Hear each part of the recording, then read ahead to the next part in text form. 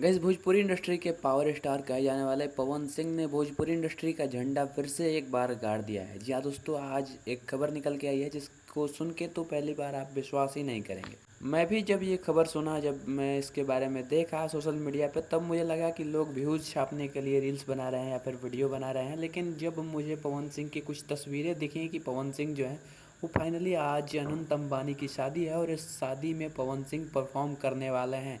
पवन सिंह, विशाल सिंह, उनके मैनेजर अमित सिंह, विक्की सिंह और काफ़ी लोग पहुंचे हैं पवन सिंह के साथ। अमित सिंह के इंस्टाग्राम पे दो चार फोटोज़ छोड़ी गई हैं, पोस्ट छोड़े गए हैं, जिसमें बताया जा रहा है कि पवन सिंह जो है वो अनंत अंबानी की शादी में अपने लॉलीपॉप गाने पे और अपने काफ़ी पॉपुलर सॉन्ग पे परफॉर्म करने वाले हैं।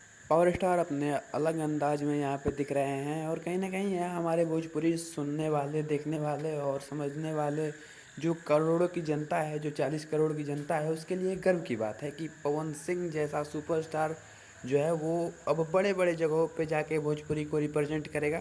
आज से पहले भी बहुत बड़े बड़े फंक्शंस हुए हैं, अमीरों के फंक्शंस हुए हैं, लेकिन आज तक भोजपुरी इंडस्ट्री के किसी भी एक्टर को यहाँ पे इनवाइट नहीं किया गया है। पहली बार पवन सिंह के नाम का इनविटेशन कार्ड निकला है और पवन सिंह को वहाँ पे इनवाइट किया गया है। कुछ तस्वीरें आपको यहाँ पे ये भी दिख जाएंगे कि पवन सिंह जो हैं वो परफॉर्म कर रहे हैं और काफ़ी भारी मात्रा में पवन सिंह को देखने के लिए लोग उमड़े हैं। और कहीं ना कहीं यहाँ पे बॉलीवुड के भी काफ़ी बड़े बड़े चेहरे होंगे, शाहरुख खान, सलमान खान, अमिताभ बच्चन और बड़े बड़े चेहरे होंगे जो कि पवन सिंह का परफॉर्मेंस देखेंगे।